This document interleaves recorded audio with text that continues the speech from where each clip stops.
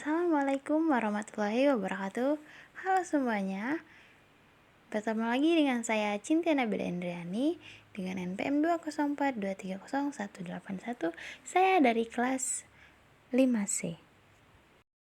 Jadi teman-teman, di video kali ini kita akan menganalisis model, pendekatan, strategi, metode, dan teknik dalam pembelajaran IPS di SD dalam pendekatan saintifik, Project Based Learning atau PBL, dan juga Deep Learning.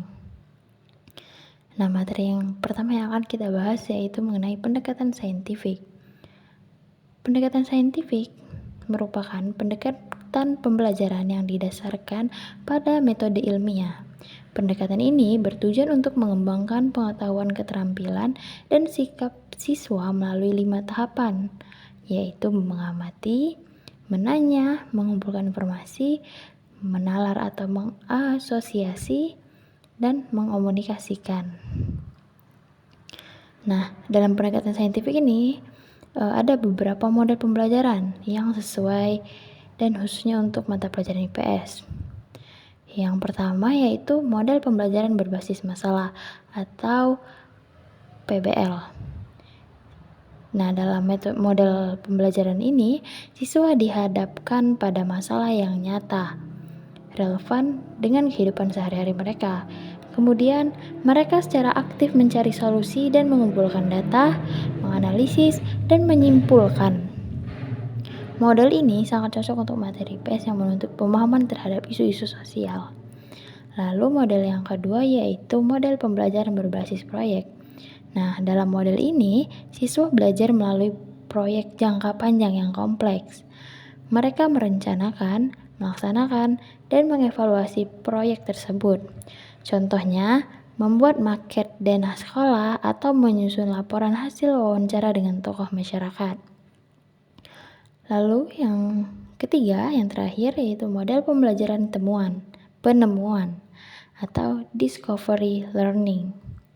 Nah, pada model pembelajaran ini, siswa didorong untuk menemukan konsep atau prinsip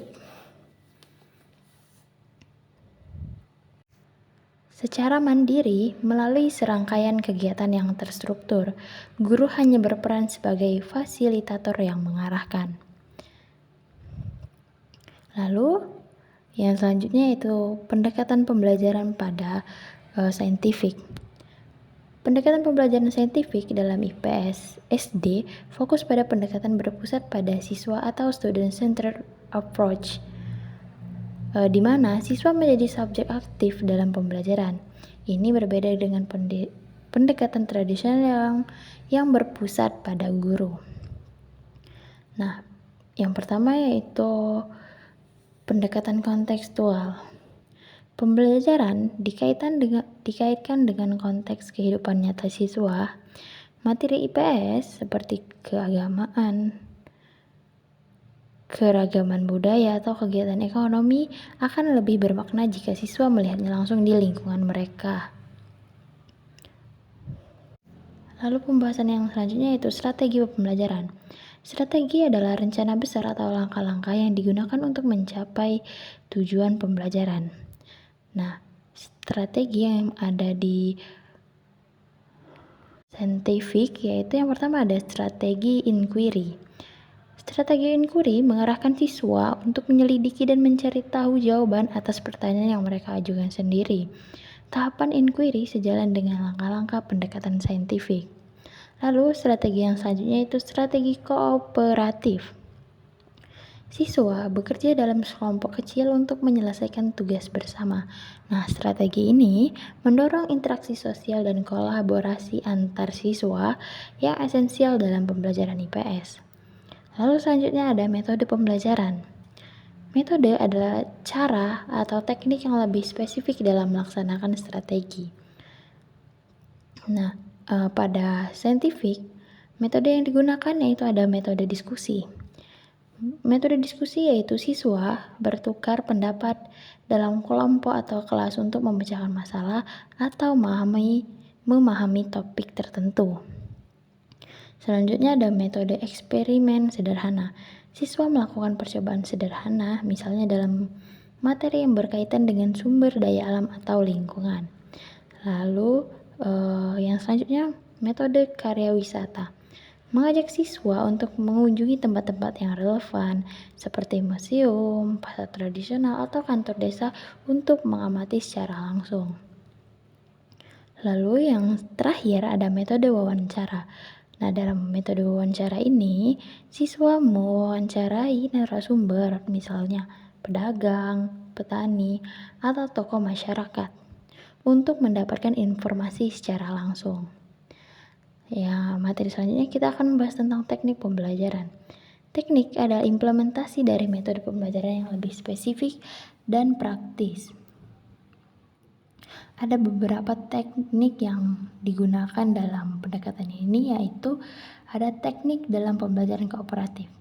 Dalam teknik ini, setiap anggota kelompok bertanggung jawab atas satu bagian materi, kemudian mengajarkan kepada anggota kelompok lainnya.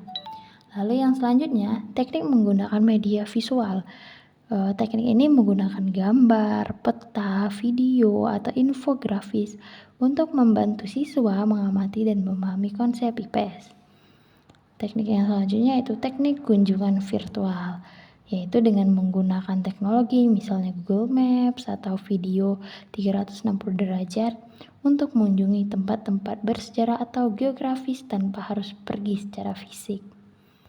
Lalu kita lanjut ke materi yang kedua, yaitu tentang penerapan model Project Based Learning atau PJBL atau PBL.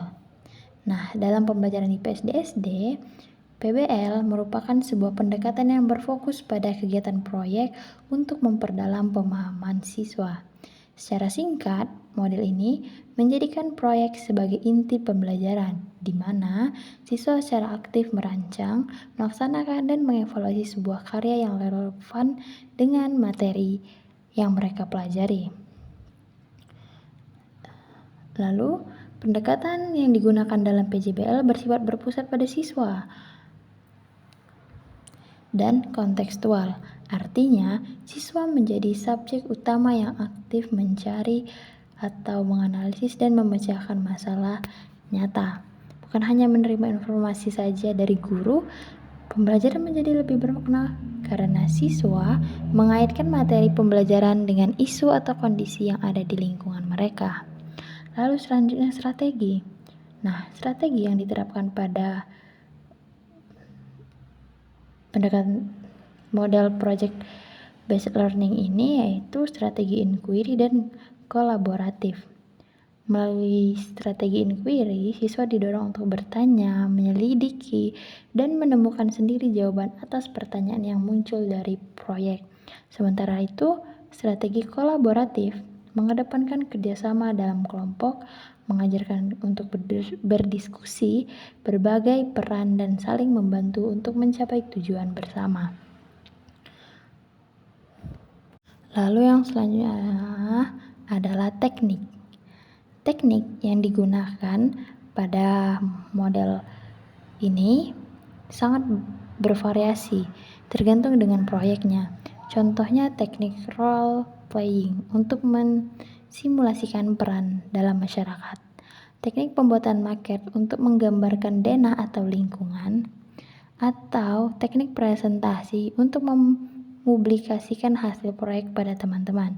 Dengan demikian, PBL di IPSSD tidak hanya mengajarkan teori, tetapi juga melatih keterampilan praktis, berpikir kritis, dan kolaborasi siswa. Lalu selanjutnya yaitu tentang pembelajaran deep learning. Pembelajaran deep learning adalah pendekatan pendidikan yang fokus pada pemahaman konsep secara mendalam dan penguasaan kompetensi, bukan sekedar menghafal. Dalam prosesnya, siswa secara aktif terlibat, memahami relevansi materi, dan mampu menerapkan pengetahuan dalam berbagai situasi, yang mendorong keterampilan berpikir kritis dan kreativitas mereka. Pendekatan ini berbeda dengan surface learning yang cenderung luas dan dangkal, dan bertujuan menciptakan pengalaman belajar yang bermakna, menyenangkan, dan berkesadaran. Ada beberapa prinsip utama dari deep learning, yaitu yang pertama ada pemahaman konseptual yang kuat. Siswa tidak hanya menghafal fakta, tetapi juga memahami prinsip di balik suatu konsep agar dapat menerapkannya dengan benar. Lalu yang kedua, keterlibatan aktif siswa. Siswa didorong untuk terlibat langsung dalam proses pembelajaran, menyelami topik, dan memiliki kontrol atas cara mereka belajar. Lalu yang ketiga, pembelajaran berkesadaran. Siswa sadar akan tujuan dan proses pembelajaran mereka, menjaga fokus dan konsentrasi, serta terbuka terhadap perspektif baru. Lalu yang terakhir yaitu penerapan dalam berbagai konteks. Pengetahuan yang dipelajari dapat ditransfer dan diterapkan dalam berbagai situasi kehidupan nyata oleh siswa. Baik, itu saja materi yang dapat saya sampaikan. Kurang dan lebihnya saya mohon maaf, kepada Allah saya mohon ampun. Saya akhiri wabillahi taufiq wal hidayah. Wassalamualaikum warahmatullahi wabarakatuh.